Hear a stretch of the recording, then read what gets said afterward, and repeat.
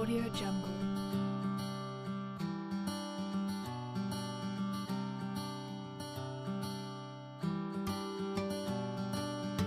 Audio Jungle.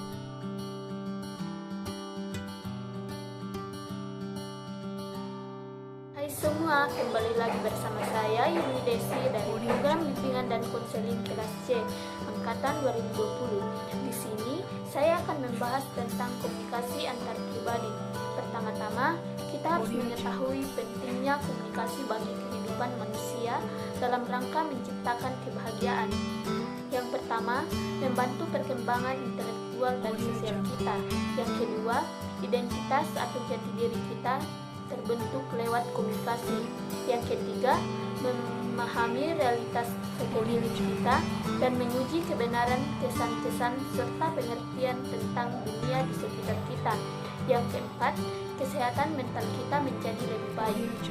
Nah, kemudian pengertian komunikasi. Yang pertama, apa itu komunikasi? Kata komunikasi berasal dari bahasa Latin yaitu communicare, berarti berpartisipasi atau memberitahukan.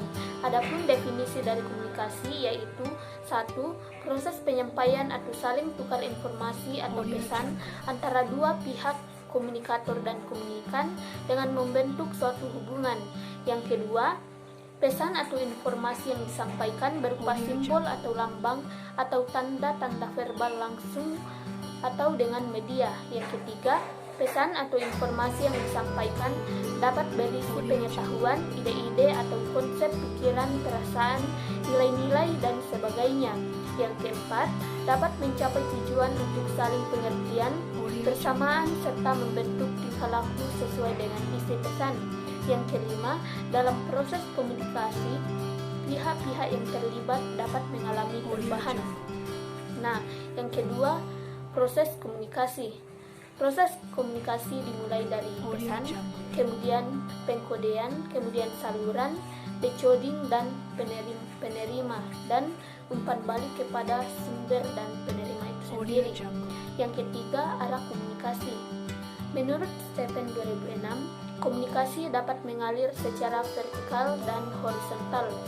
Komunikasi vertikal dibagi menjadi dua, yaitu komunikasi ke bawah, yaitu komunikasi yang mengalir dalam satu tingkat dalam kelompok atau komunikasi ke tingkat yang lebih bawah. Dan komunikasi horizontal, yaitu ketika komunikasi terjadi di antara anggota kelompok kerja yang sama, misalnya di antara para manajer. Nah, selanjutnya komunikasi antar pribadi. Yang pertama, komunikasi lisan seperti pidato, percakapan dua orang, diskusi, dan lain-lain. Yang kedua, komunikasi tertulis seperti memo, surat, email, WA, dan lain-lain. Yang ketiga, komunikasi verbal seperti berbicara secara langsung, chatting, surat, dan email. Yang keempat, komunikasi nonverbal seperti simbol, gerak tangan, gestur, dan kronemik. Yang kelima, salah pengertian. Ada beberapa hal yang dapat dilakukan untuk menghindari terjadinya salah pengertian, yaitu mengatakan apa yang kita inginkan dengan statement, menjadi pendengar yang aktif atau active learning, dan memberi rasa hormat pada orang lain. Keempat, komunikasi satu arah dan dua arah. Komunikasi satu arah berarti sebuah pesan yang dikirim ke penerima tanpa ada umpan balik, dan komunikasi dua arah berarti terjadi bila pengirim pesan mendapat umpan balik. Materi selanjutnya yaitu jenis komunikasi. Yang pertama, komunikasi intrapersonal, yaitu komunikasi yang berlangsung dalam diri individu. Yang kedua, komunikasi interpersonal, yaitu komunikasi yang berlangsung antara pribadi yang satu dengan pribadi yang lain. Yang ketiga, komunikasi kelompok, yaitu komunikasi yang berlangsung antara kelompok dengan kelompok, kelompok dengan individu, dan individu dengan kelompok. Yang keempat, komunikasi massa adalah komunikasi yang berlangsung antara individu atau kelompok dengan halayak banyak atau massa. Materi selanjutnya yaitu jenis-jenis hubungan antar pribadi. Yang pertama, tahap perkenalan. Pada tahap ini, hubungan antar pribadi dikategorikan sebagai perkenalan karena jenis hubungan antar pribadi seperti ini sangat terbatas pada pertukaran informasi. Yang kedua, tahap persahabatan.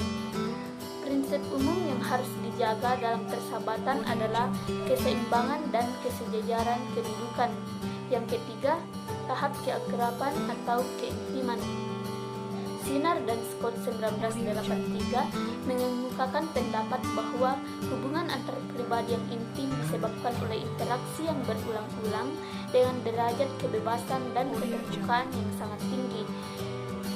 Nah, kemudian yang keempat, tahap hubungan suami istri.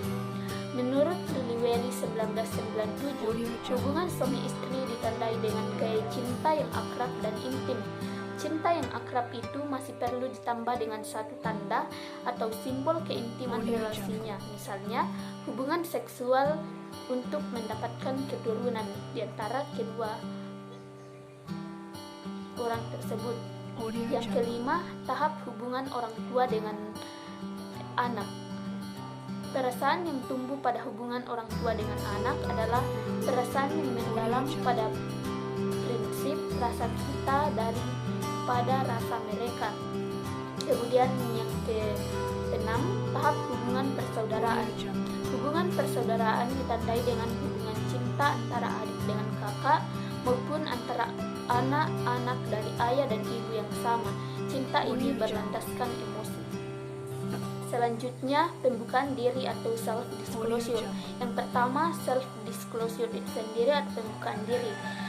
Self-disclosure menurut Johnson 1981 adalah mengungkapkan reaksi atau tanggapan kita terhadap situasi yang sedang kita hadapi.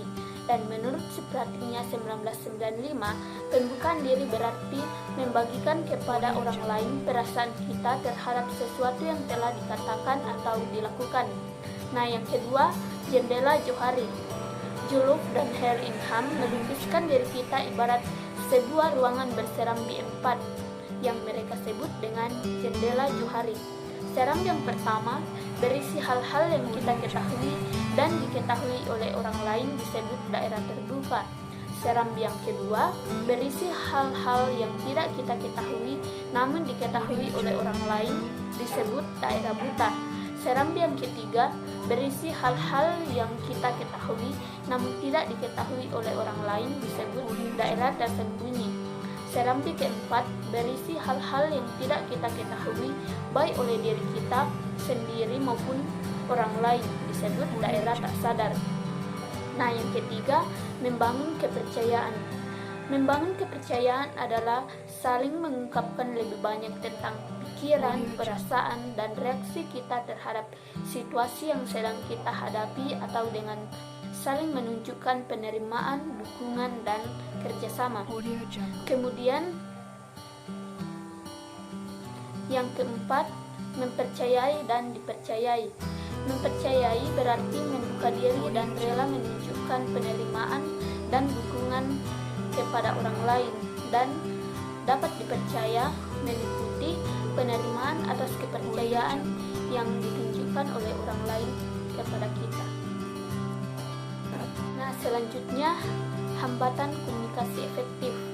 Fawzan 2007 mengungkapkan bahwa ada beberapa hambatan komunikasi efektif, yaitu konsep diri atau pengalaman masa lalu yang mempengaruhi sikap, menutup diri terhadap info baru, penilaian terhadap pengirim pesan, pengamatan yang berbeda, perbedaan persepsi, pengaruh emosi, dan salah informasi. Materi yang terakhir, konflik dalam hubungan antar pribadi. Yang pertama, konflik dan nilai positifnya. Menurut Supratinya 1995, yang dimaksud konflik adalah situasi di mana tindakan salah satu pihak menghambat atau mengganggu tindakan pihak lain. Adapun nilai positif konflik yaitu yang pertama, menjadikan kita sadar bahwa ada persoalan yang perlu dipecahkan. Yang kedua, menyadarkan dan mendorong kita untuk melakukan perubahan-perubahan dalam diri kita. Yang ketiga, menumbuhkan dorongan dalam diri kita untuk memecahkan persoalan. Yang keempat, menjadikan kehidupan kita lebih menarik. Yang kelima, membimbing ke arah tercapainya keputusan-keputusan bersama. Yang kedua, strategi dalam mengatasi konflik.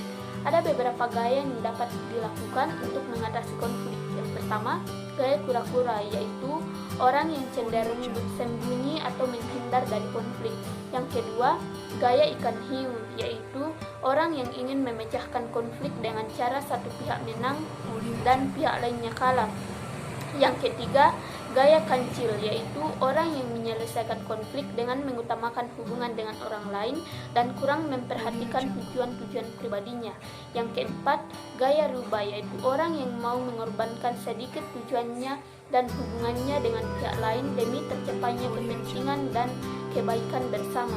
Yang kelima, gaya burung hantu, yaitu orang yang selalu berusaha mencapai penyelesaian konflik untuk memuaskan kedua belah pihak dan menghilangkan ketegangan-ketegangan di antara pihak yang tengah berseteru. Nah, itulah materi yang dapat saya sampaikan. Semoga bermanfaat bagi kita semua. Sekian dan terima kasih. Sampai jumpa di video berikutnya. Bye-bye.